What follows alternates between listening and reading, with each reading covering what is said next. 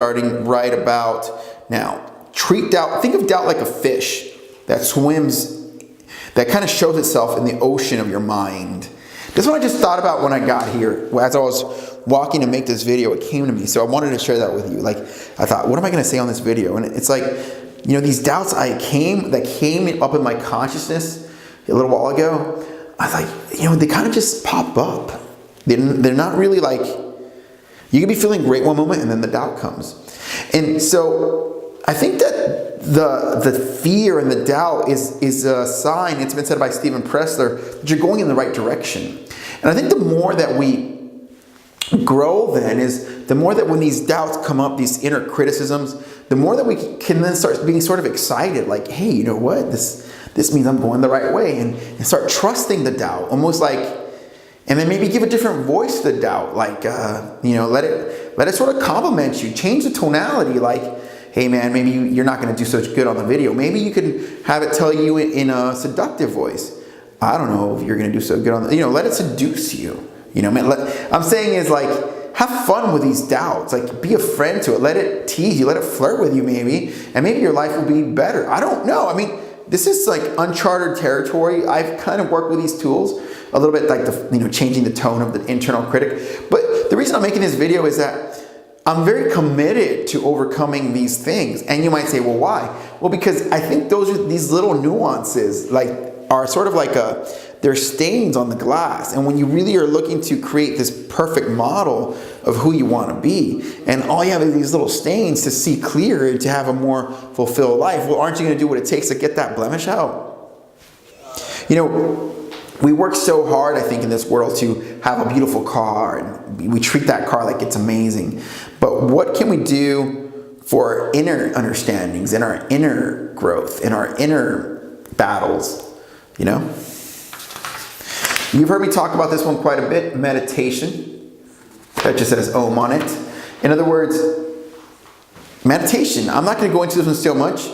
I meditate. I've told you before. Those of you that watch these videos, I've taken lessons from Self-Realization Fellowship Church. There's many people that offer meditation. There's people that just offer I offer a quick meditation video somewhere down in the video catalog that I offer. I mean, there's so many ways to learn to meditate. The question is, if with so many people recommending it, it's basically up to you if you're going to want to take a practice up at this point. Who is your inner champion? Who is your inner champion, and are you connected with them?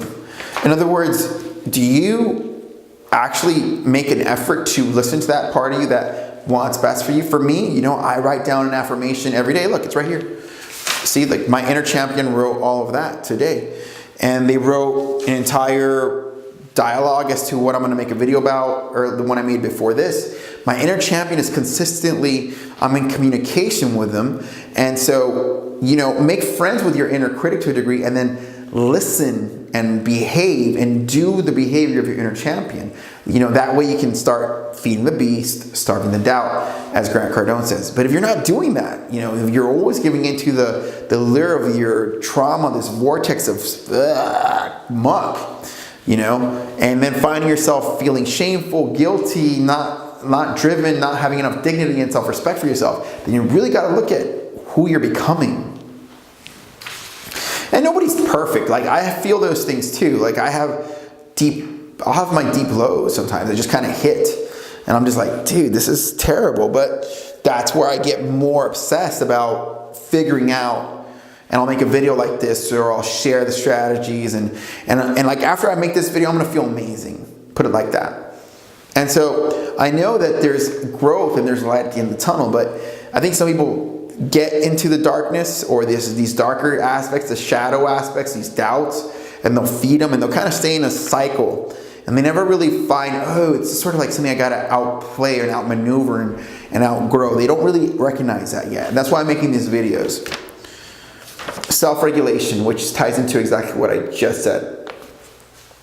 If you know that drinking is a trigger for you, like drinking is a trigger for me, it is. It just is. I'm not trying to talk bad about drinking, or maybe it's a great trigger for you, but for me, it typically leads to behavior that is going to bring up a more mischievous side of myself. Okay, like a Jekyll and Hyde kind of process where it's going to want to look for, you know, more promiscuous time and more seductive, lustful, you know, it kind of brings out these more carnal aspects to my being. It doesn't really bring out this champion mindset drinking. Does that make sense? So I know it's a trigger.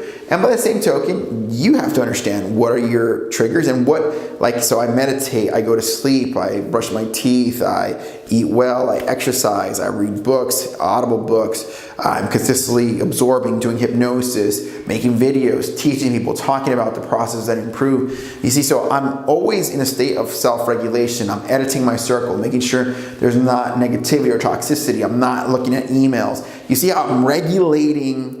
I don't watch the TV. I'm regulating what is coming into my life, and I'm regulating my behavior to produce and feed that champion physically, mentally, spiritually. I meditate, right? So as you can see, it's not by accident. Like, I don't just wake up and I'm in this state of perfect positivity and energy. Like, there's something, I put the work in to receive that. And engage with that part of myself is what I'm saying. Once it starts, like a motor that, like, yeah, it starts feeding itself and generating its own cycle.